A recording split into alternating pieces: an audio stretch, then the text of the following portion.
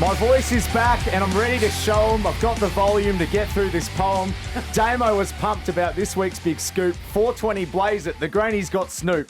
First it was Boak, now we farewell Nat Fife. This season is tight on the edge of a knife. The Swans went to the Gabba to spoil the party, where a lion did his impression of John Hopperwarty. This is Triple M Footy's Midweek Rub for your Wednesday. And as always, I'm joined by Joey Montagna, Damien Barrett and Daisy Thomas. G'day, gentlemen. Hello, Wilbur. It's always my favourite part of the show, actually, the poem at the start. I look forward to that. Very good by you. Good one. Good to see you back. mate. And we are getting there. We are getting to finals footy, and I'm looking for it. I'm hanging for it. We're almost there. We're nearly there. 2.5 weeks. Something like Till that. we count that last Gold Yeah. Coast game We're that we getting lynched in there. on a Wednesday. But we are getting there. This was traditionally sort of your round 18 when you can see the end and finals is around the corner. The last couple of weeks, everybody's been real narky. Dragging. Everybody's cracked their shits. They've had enough. Walking around bottom lip. Everyone's offended at everything. So it's good to see that we are getting towards the pointy end of the season.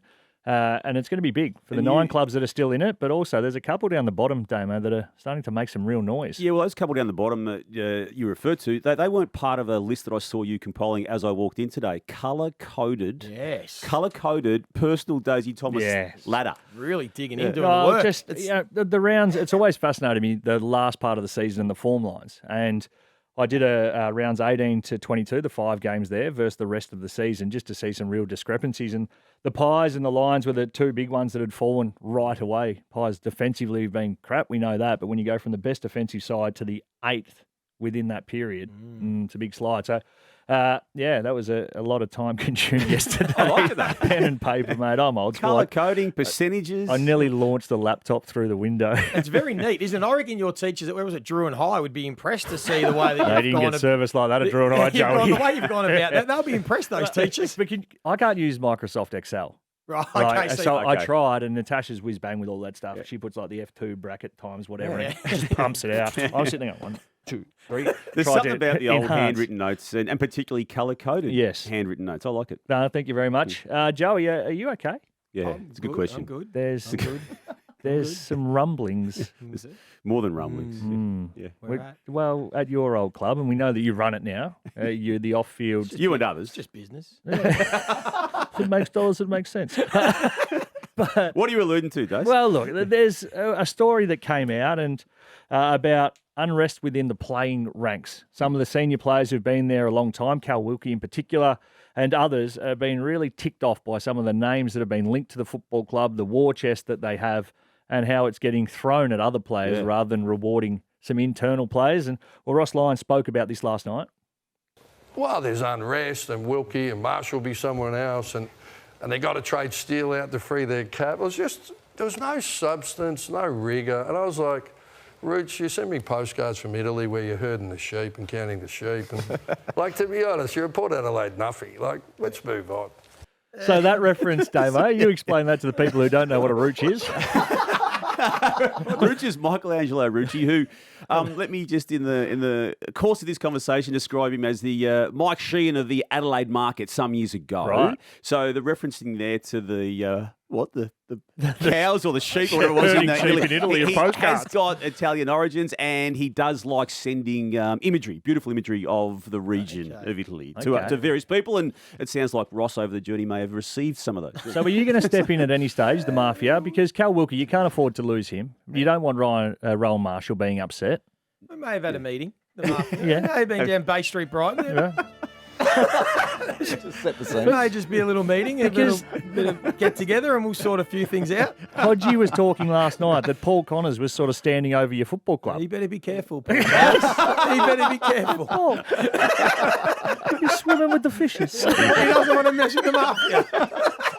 Cal Wilkie, 700 a year or whatever he's on. Please, Joey, go and launder some cash and give him another 200. So we can sort it out. Yeah, good. We can sort That's it out. what we need. When you do get together, it's you and Rui, BJ. Yeah, we need Lenny. the muscle. Stevie Baker's the muscle. Yeah. To visit anyone.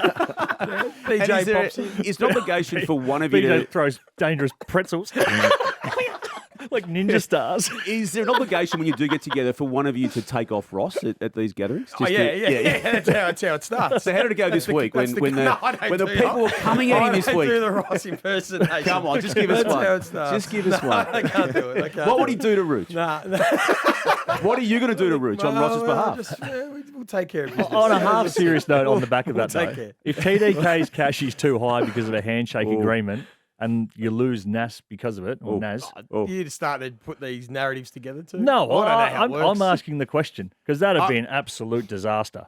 Oh, if we St Kilda lost Nas, 100%. Everyone's just waiting for this answer, and everything I think will come off the back of that. What everyone makes of St Kilda's off-season and whatever it looks like. It'll all depend around Zai Wangan and Miller. I'll be devastated if St Kilda lose him, as will everyone. So, is the St Kilda Mafia worried of the answer that he's going to give to the club? There's a little bit of concern, but we can sort it out. We can always sort everything out. The longer it goes, though, the more concerned you're getting. Forget about it. There's an arrangement to be had, isn't there? Yes, it's all fun and games. This is the problem when you're not in the top 8 or 9, Damo, as you know, every year. You're not in those colour-coded. When you're not There's no colour-coded, St Kilda on you've those been the 10th colour-coded best list. side. When you're not there. Over the past 5 weeks. St Kilda keep winning at the end of the season. And You're going climb up better the than ladder. Collingwood in the last 5 weeks. Plenty to play. It's good fun. All just good fun. Predictions to come on the Midweek Rub as well as fair dinkum or Fugazi. But Damo's news up next on Triple M's Midweek Rub thanks to BWS.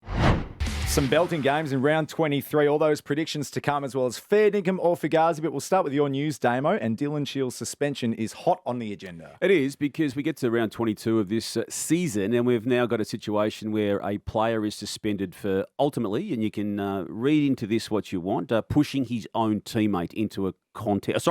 It's causing the damage to his own teammate after pushing an opponent into a contest. And I raise it in that context because I don't have an issue with what the tribunal ultimately did last night and suspended Dylan Shield for one match for that outcome that had Lual actually concussed from that incident. So I have no issue with that outcome. But I feel we could have dealt with this as an industry way back in the off-season, the pre-season, when Ruben Ginbey pushed Sam Lawler into an incident in a pre-season match and Lawler had a broken jaw as an outcome. And the trend was already in play then. It's been a regular part of the season this year, right up to this weekend. And we've finally asked the authorities that are in place and the rules that are and can be manipulated however way the AFL wants them to be used, but it's taken 22 weeks of a season to do so. Yeah, again, this will be something that we speak about ongoing, the lack of consistency, the lack of whatever you want to call it, cohesion throughout the tribunal process. I've got no issue with it being a week. I just think it's going to now go to show that act in trying to protect your drop a ball, that's fair enough. That's what you do, and you have to come back and have a play on it. It's the way in which it was shoved. The push is the dangerous part with the velocity that players come back with the flight and come across. So there's the dangerous part. And no doubt now sides and probably midfielders who go forward have to really work on some craft element of that to use your elbow to get them out rather than the big shove. Because Dill Shield, he was not trying to cause damage. He was trying to just get some separation. But in doing so with poor technique, he's used a big midfield stiff arm that's launched a bloke 3 foot forward. Yep, I agree with all that. It's like anything now. If you choose to bump and someone gets injured, you're in trouble. If you choose to push a player into a pack and someone gets injured, you'll get suspended. I've got no concerns with it. Do you think ongoing, though, because the only person who got injured, as you said, was his own teammate. So is it now the action that's going to be the potential to cause injury? Is that where we're going? As long as someone gets hurt. Someone has to get hurt for it to be a suspendable act. That's what we know. And extraordinary use of their own rules where they said they couldn't deal with it, but we'll put it to the tribunal anyway. And then they even said if the tribunal chooses to find him guilty, we only suggest 1 week. I mean, it's proof they can do whatever they want to do under any circumstance when they choose to do so. And I just raise that because this whole system needs to be rectified because even the outcome of the Dylan Shield case last night, they had a presentation in a tribunal, legal worded the whole way through. And then for nearly 2 hours, the actual panel itself required 2 hours. Dylan Shield had a split second. The panel had 2 hours to determine ultimately it was worthy of 1 week. So I just think we're going to get away from that. The game itself, I've been saying, Joey, as you know, ad nauseum, own the decision. If the match review office said what the tribunal ultimately said last night, we can deal with it and move on and know that's what you can and can't do. We'll go around the football clubs this pre-season when the AFL do and the umpires, you say, this is the clip, you do that, you're getting a week. Simple. And then everyone knows ongoing that if you see that action, it's going to be labelled as 1 week. Yep. It's been celebrated a lot this year, the role of Jake Stringer for the Giants, but I raised his name today because he's now got another hamstring. It's the third one he's had in the short time he's been at the Giants. He's had, a career semi-littered with soft tissue injuries, and it's a bad timing for this one, given that Jesse Hogan, too, has major injury concerns. I say major because he was left out last week with a foot injury, He's Joey. been carrying the foot He's been for carrying it for half a 6 year. weeks, Yeah. maybe even longer. Yeah. It's a big problem for this club as it now goes into its remaining 2 matches and a massive one against Gold Coast on the weekend. Yeah, well, it can derail their season and their premiership hopes when you're missing your best players already. Buckley and Josh Kelly and Brent Daniels are out. Hogan struggling and now Stringer. It makes it awfully hard, and it's going to be a challenge to beat Gold Coast on the Gold Coast, and it could affect them winning a flag. So, unfortunately, there's not much you can do about it. Now, we've seen with Jake Stringer the upside of their recruit and what he was doing and thinking this could be the difference in September. Now you're seeing the downside of a guy that's had injury troubles and some bad history. You could see almost their planning that they wanted him to be humming for this type of year, and that's what he was doing. He'd kicked the 14 goals within the last 5 weeks, so he'd been so good, and now it is the hiccup the week coming into finals, if they are still good enough, because they are the asterisk team, as a few are, it will help him no doubt, and yeah, fingers crossed he can still have a big impact because the Giants need him. Yep. We saw during the week that Nat Fyfe went public with his decision to retire. It's effective upon the completion of the Dockers season, and it's an interesting stage for Nat. Obviously, he's played 5 matches this year as either the match start sub or being subbed out, and there's even one occasion, as we know, where he was the sub, didn't even play, and somehow at halftime of that game got himself injured. Returned last week, had impact late against Port Adelaide as the sub, and it's the role that he doesn't want in an ideal world scenario, but he also now knows that it's the one that may get him to the line in what could be a magnificent final series, should they qualify, should they continue in it. But can it be something, guys, you are the experts in this conversation, can it be something that the Dockers just lock into, or is that going to be problematic on a few fronts? I'd be terrified if you had him as the sub and someone got injured, like a Jeremy Howe in the first 20 seconds. Would that be concerns for you, or do you? Not ideal, but you've got to plan. You can't plan for that, can you? I mean, it's... But yeah, if you've got Nat Fyfe or a kid who's fully fit and could 99% play a game of that sort of length, if it was to happen, or you're relying on if it goes before halftime, geez, we're going to be cooked here, we're going to have to use more of our rotations, give him more of a spell. Possibly. I'm in the camp. I think he'd be a perfect sub for finals. I think now that he knows he's got 4 games of footy left or whatever it is, to come on late in the third quarter with 40 minutes of footy in him, in finals, I think that's the role that I would have for Nat to Fyfe. lock that role in, Joey? From now, and just play him regardless of who's... Train him up, prep him, you're going to be our sub, and you need to have impact. And like he did on the weekend, he helped the team win the game. I think that would be a great role for Fremantle, because then he goes straight in the midfield, and then you can adjust other players. You know, if Hayden Young's back or Shea Bolton or Jackson, they can move to other positions, and you get your big bull in there for 4 more games. And I should say, he's one of the modern day greats, Daisy. I think because of his injuries, we've forgotten how good he was when he was at the peak of his powers. He was unstoppable. It would have been an interesting factor, because I reckon he could have gone forward if you were sort of talking about this at the start of the year. But Paddy Voss coming in now in the role he's playing, there probably is only options for him to play midfield rather than have one of those rotations forward if he did come into it. But yeah, absolute champion of the game, and will go down as one of Freo's all-time greats. And you're right about acknowledging what he's done, but it came in relatively quick succession, didn't it? I say relatively quick. It was 2013 to 19 was the patch. He was just the most dominant player in the comp, wasn't he? Yeah, that 13, that was their grand final year. He just announced himself as his half-forward flanker that was like, wow. Yeah. And then he went on to be... Brownlow 15, Brownlow 19. All the accolades came in that period. The 2 Brownlows, the 3 best and fairest, the 3 All-Australians. There was a placing in the best and fairest, I think it was 2020 after that. But to your point, here we are, late 2025. It's a long time ago, isn't it? And the big high-end honours have not been coming for some time injury. because of the body. Body's letting down. But it's because of the way he's played. It's been a brutal style of footy, but he's a great... Yep, the Melbourne coaching, we just quickly touch on that. There will be, or at least at the start of the week, there was a plan for the club to still form a subcommittee. They are going to cast the net wide, or at least be seen to cast it wide in conversations they have with various candidates. We know that they wanted to go down, at least initially, an experienced option, and publicly, John Longmire, Adam Simpson have taken themselves out of that equation, Days. But I have spoken to people attached to this, and I've got no doubt that the phone call will still come officially from Melbourne to those guys, because it's one thing to hear it from those people in a media outlet. They just want to hear it themselves privately and just to see how it looks. So I'm not yet at this stage anyway putting a black texter through those candidates. I think if it's a direct phone call and says, "Do you want the job?" That's a different conversation. That is the different. If you put it to them and they have to go through a process, They won't want to do you'd that. be sitting there going, "Why? I've got enough runs on the board." Whereas some other candidates, you go, "Absolutely, put you in a pool, come and present, and show us why you want the job." Yeah. And I think that they both feel, with being premiership coaches, that they've got the right They have earned it. to And right, have yeah. that type of conversation, You and I want get it where if they're they- coming from. Yep. One more quick one, the Tasmania licence. I just raise it because we are now only a matter of 8 to 10 weeks away from this official player exchange, and you've got a scenario where clubs can trade 2 years in advance with trade and draft picks. And given that runway, the 2028 expected entry point for this team is part of this year's trade negotiations in some clubs' eyes. Now, the AFL is yet to even commit to this being an official licence. They've got a short period of time now to work it out, but nothing about this whole scenario, Tassie licence, AFL style, is getting close to resolution because of the unrest and uncertainty in the Tasmanian political sphere. We've been talking about this for so long, and it feels like the can hasn't really been kicked down the road any further. If anything, it's almost halted and at now a genuine stop. So the concerns, they have to be starting to get real. And even hearing the phrase that Andrew Dillon used yesterday, a provisional licence, there's nothing Brendan Gale can do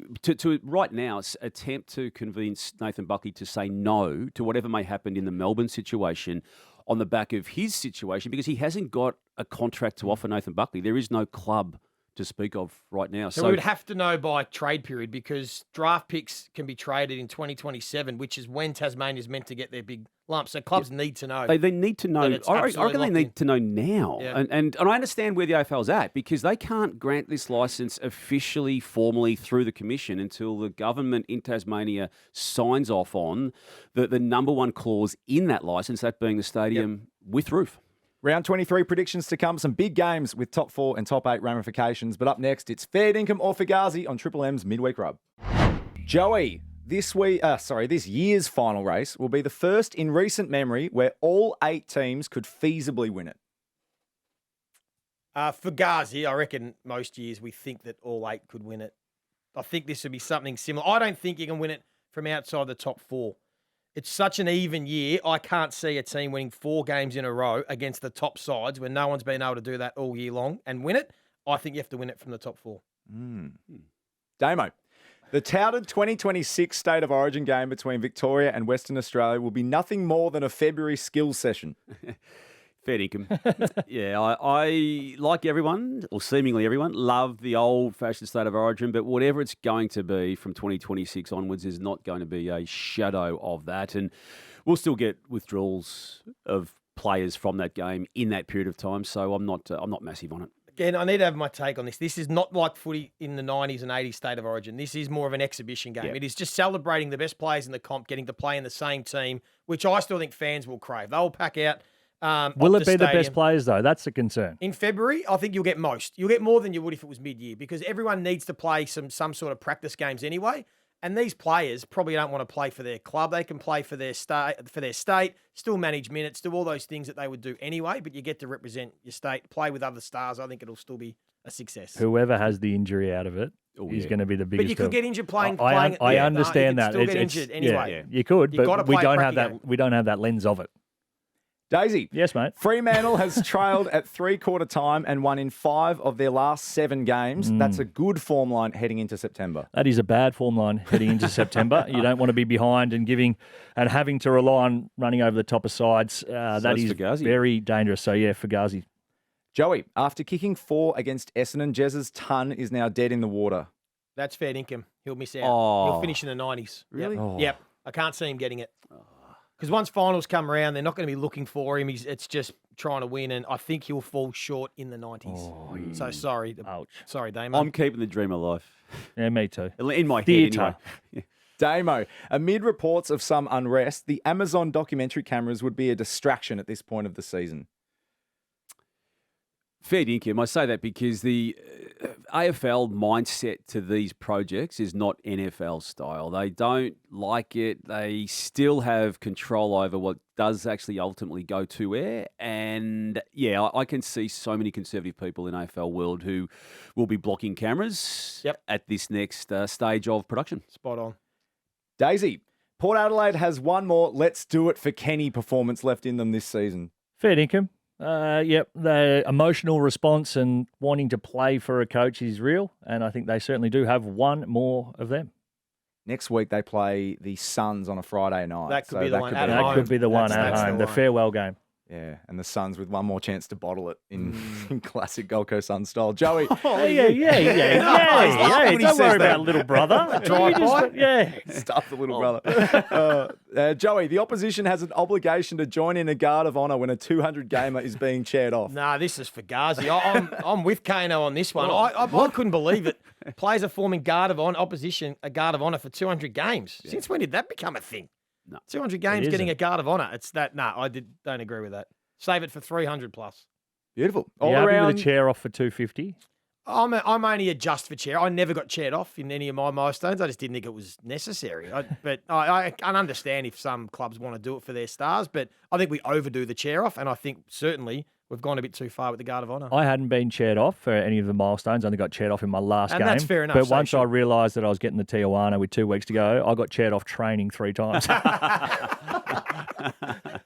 All the round 23 predictions coming up next on Triple M Footy's Midweek Rub with Joey, Daisy and Damo. Catch all the games across Triple M on the Listener app in round 23, starting with Friday night this week, Joey. It is Essendon and St Kilda at Marvel Stadium, the first game of the round. Yeah, I think St Kilda Exciting. keep rolling 4 in a row. Yeah, not the most exciting game, is it? But Saints should win if they're serious. They're playing good enough footy, so they'll make it 4 in a row. And 11 in a row losses for the other club. Yeah, which should not be on Friday night footy. Yes. No, Zach Merritt makes it even tougher. Is or he officially harder. out? Officially? I know he's got a broken hand. Time coded. Yeah, time coded. Yeah, I know. I only asked because I know he was going to try and I still don't know. consider Well, that's what I've working heard. through So it. if If you, they've said he's out, yes. yeah, Okay. Saints. Damo, the other Friday night game is This is Freo huge. and Brisbane, fourth playing fifth over in Optus Stadium. I'm not going to back off the ride that the Dockers have given me all year on tipping them to make the grand final and get on this 11 out of 12 win streak. I still rate the Lions. I can't have a world where they don't make finals, but I'm going to tip Fremantle in this one. I'm nervous about this one. I think Brisbane bounce back and win. I really do. I'm not jumping off Brisbane at all, so I think this is a real danger game for the Dockers. Yeah, I see it a little bit like that. I'm concerned with Brisbane's injuries and just how much of Depends who comes back this week. Yeah, I agree. how many holes they have in there. So I'm pretty happy to tip Freo in a low-scoring dour affair, which they love to play in. I think Leicester's the only certainty at this point. What's to return. Starcevic done a hammy? He's a test, apparently. Yeah, okay. Yeah, it's a worry, isn't You're it? not risking it, surely. And Lockie Neal won't, again, as of the information early in the week, will not play in the home and away season until they qualify potentially. Daisy, the first game of Saturday is the Expansion Cup, the Suns and the Giants at People First Stadium. Yeah, another cracking game of footy. I'll be sticking with the Suns. What they're doing at the moment, really, really good on my sort of ladder here. They've improved dramatically in the points against area, up to first, best defensive team in the last 5 weeks. So that's a big stat coming into finals. We know how important defence is, and they're still ticking along offensively. I think they win it. 14 of the last 15, the Giants have beaten Gold Coast. They own them. And we went with this earlier in the year, and they beat them on that occasion as well. But I think injuries are too much. I think this is, again, Gold Coast, another challenge. I think they're up for it, and they'll break the hoodoo. Yeah, I'm a bit with you both with the injury component to the Giants. I may, when I have to officially submit tips for the AFL, go Gold Coast. Sorry, GWS, but I'm going to keep Gold Coast in this conversation right now for what it's worth. Time code it. So, I just need more time to think. what are your thoughts on the draw? I know Stringer's Who do you out, think and I'm will win? worried about Hogan. Gold Coast for this conversation. But you're going to tip GWS. I reckon in 24 hours' time I might. That makes sense. You do change. Like, Look at Daisy. I'm confused. I need your colour coding. Joey, Carlton Port at Marvel Saturday, Arvo. I'm banking on the Blues. I thought they played pretty well last week against Gold Coast. I thought they were up for the fight. So I'm going to tip Carlton to win. The other team put the Q in the rack. They still weren't good enough to win. He's dismissed that.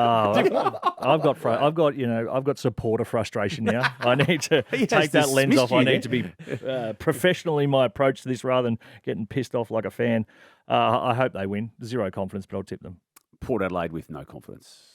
Damo, Hawthorn takes on Melbourne at the MCG Saturday 4:15. I think they've got their mojo well and truly back. The Hawks love what they did the past 2 weeks, and that's inclusive of a loss against Adelaide. Destroyed Collingwood. I love what they're doing with this forward line. I think he's going to back the whole four in for the remainder of the year and see what happens. It's confusing other teams, and without their key backs at the moment, Melbourne, they won't stand a chance. Best performance for the Hawks since the first couple of weeks of the season. So I think they're rolling and they should beat Melbourne. Yep. Agree. And then Daisy, the big one, Saturday night, Adelaide Crows, Collingwood Magpies at Adelaide Oval. Well, the Pies need to sort it out, really. And the form line against the Adelaide Crows is good, but it's just so hard to see how they're going to flick it around. The pressure game isn't quite there. They can't defend the ball, and a lot of sides are getting good looks. And they've given up big scores to big key forwards. And when you look at that Adelaide forward line, it is potent. They have got big, tough blokes everywhere. So I don't know how they're going to stop them. So with a great deal of sadness, I'm tipping Adelaide. The logic says Adelaide, but the later this week's going, and I might take a leaf out of Damo's like book, me. and another Do you want 24. change? I don't know. I just think the system's is broken for Collingwood, but pressure covers all that. Pressure can just cover for a lot of things, and I just think they'll be wound up, Collingwood, and we know what they do when they go on the road. I think this will be really close, closer than maybe I initially thought, but I'll still... You need 24 hours more think time. Yeah, I'm going to stay with Adelaide, obviously, but I'm getting more thinking, gee, this could be a surprise packet and Collingwood find a way to win. Yeah, I just think the Collingwood backline's just too much of a mess. I know what you're saying about the pressure, and I agree with you, but they can't cover that Adelaide Crows forward line. And I'm not just talking about the big three. There's a brilliant six who are amongst that mix. Damo, your boys against Richmond in Hobart on Sunday afternoon. Richmond? North Melbourne for me. Well, I don't know why, but I don't know why. I'm going with Damo, Richmond. If my philosophy on who's going to be the best. You're creating who's had a better last 5 weeks out of North Melbourne and Richmond? Didn't go Doesn't that go far down down the 17 and 18, ladder. Joey. I think I got to 11th. He stopped it after 13, I think. But by tipping North, you're creating this, as Alistair Clarkson said last week, a hysteria of expectation, and you shouldn't expect wins for any club, even if it's a team against playing against who's only one spot above them on the ladder. Not on the fence for that one, Damo. Not going to change your mind in 24 hours. No. 48. Daisy, Sydney and Geelong at the SCG on Sunday afternoon. Yeah, good game of footy. The Cats, they're going all right. I wasn't overly impressed with what they did against Essendon, but they should, again, just find a way to win this game. Sydney are a bit of a danger side, though, as we've seen for the last few weeks now. They've put together a good block of football, but the Cats just... Yeah, Cats for me, and the Brodie Grundy absence is it makes me make that decision pretty easily. Good one. Forgot about that. I was going to say danger game, but no Brodie Grundy, then Geelong should still win. And Joey to round out round 23, the Bulldogs and West Coast at Marvel at 4:40 on Sunday afternoon. Oh, this could be murder at Marvel. Bulldogs by 97. Bulldogs by 107. West Coast will lose by 110. Nearest the pin. Ouch. Oh, West Coast, though. They were great. We They saw, actually were great against Adelaide, and we saw the pump up that Mini gave them, the pressure, 200 plus in quarter four. The challenge for them is to come out, and it might only last a half, and I think that's still probably a tick, but they have to come out and show something again. Otherwise, you go one step forward, 2 steps back, but it should be the Dogs by how far? Dogs under the lid, kick big scores. Catch every game across Triple M on the Listener app, starting with the Thursday rub ahead of the first game of the AFLW season. The Carlton women taking on Collingwood at Icon Park. There's going to be Jack Heverin, Isaac Smith, Sarah Hosking, and Jess Webster to call that one. This has been Triple M Footy's Midweek Rub.